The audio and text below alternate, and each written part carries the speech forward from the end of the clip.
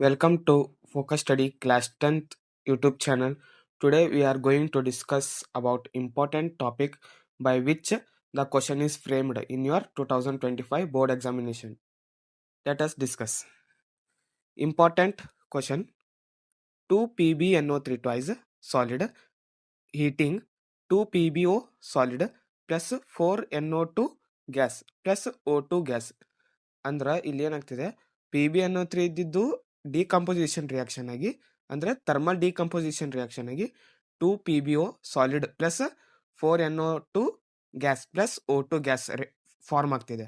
ಇಲ್ಲಿ PbO solid ಇದ್ದಿದ್ದು yellow colour ಇರುತ್ತೆ, ಯೆಲ್ಲೋ ಸಾಲಿಡ್. ಹಾಗೆ NO2 ನೈಟ್ರೋಜನ್ ಇದ್ದಿದ್ದು ಬ್ರೌನ್ ಗ್ಯಾಸ್ ಆಗಿ ಎವಾಲ್ವ್ ಆಗ್ತಿರುತ್ತೆ.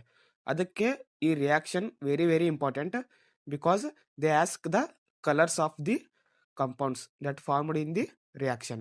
ಇಲ್ಲಿ ಮೊದಲು PbNO3 ಟ್ವೈಸ್ ಇದ್ದಿದ್ದು ಏನಿರುತ್ತೆ, ಲೆಡ್ ನೈಟ್ರೇಟ್ ಇದ್ದಿದ್ದು ವೈಟ್ ಕ್ರಿಸ್ಟಲೈನ್ ಫಾರ್ಮ್ ಅಲ್ಲಿ ಇರುತ್ತೆ. ಮತ್ತೆ ಅದು ಡಿಕಂಪೋಸ್ ಆದ್ಮೇಲೆ 2 PbO ಇರುತ್ತೆ. ಆ 2 PbO ಇದ್ದಿದ್ದು ಯಾವ ಕಲರ್ ಇರುತ್ತೆ, ಯೆಲ್ಲೋ ಸಾಲಿಡ್ ಕಲರ್ ಇರುತ್ತೆ. ನೆಕ್ಸ್ಟ್ 4NO2 ಅದಿದ್ದು ಏನಿರುತ್ತೆ, ಬ್ರೌನ್ ಗ್ಯಾಸ್. ಅಂದ್ರೆ NO2 ಮತ್ತೆ ಇಲ್ಲಿ O2 ಏನು ಗ್ಯಾಸ್, ಎವಾಲ್ವ್ ಆಗೋ ಗ್ಯಾಸ್. ಅದರಲ್ಲಿ NO2 ಕಲರ್ ಏನಿರುತ್ತೆ, ಬ್ರೌನ್ ಕಲರ್ ಇರುತ್ತೆ. O2 ಕಲರ್ ಕಲರ್ಲೆಸ್ ಇರುತ್ತೆ. ಇನ್ ನೆಕ್ಸ್ಟ್ ನೋಡಕ್ ಹೋದ್ರೆ key points, balance chemical equation. ಅಂದ್ರೆ ನೀವು ಎಕ್ಸಾಮ್ ಅಲ್ಲಿ ಕೇಳಬಹುದಾದ ಕೀ ಪಾಯಿಂಟ್ಸ್ಗಳಿವು. ಅಂದ್ರೆ ಏನು, ಮೊದಲು ರಿಯಾಕ್ಷನ್ ನ ಬ್ಯಾಲೆನ್ಸ್ ಮಾಡೋದು ಕೇಳ್ತಾರೆ. ಮತ್ತು ನೆಕ್ಸ್ಟ್ ಏನು ಕೇಳ್ತಾರೆ,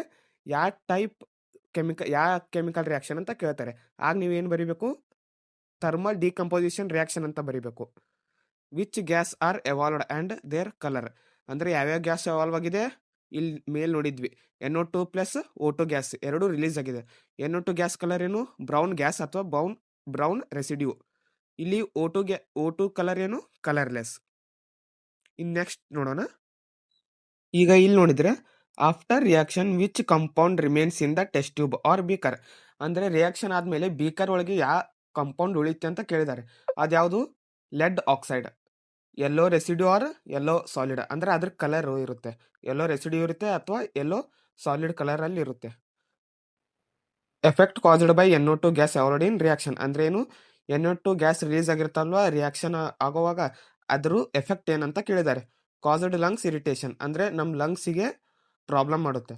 ಕಾಸ್ ಏರ್ ಪೊಲ್ಯೂಷನ್, ಅಂದ್ರೆ ವಾಯು ಮಾಲಿನ್ಯ ಕಾಸ್ ಮಾಡುತ್ತೆ. In next exothermic or endothermic. Reaction exothermic ಇದೆಯಾ ಅಥವಾ ಎಂಡೋಥರ್ಮಿಕ್ ಇದೆಯಾ ಅಂತ ಕೇಳ್ತಾರೆ.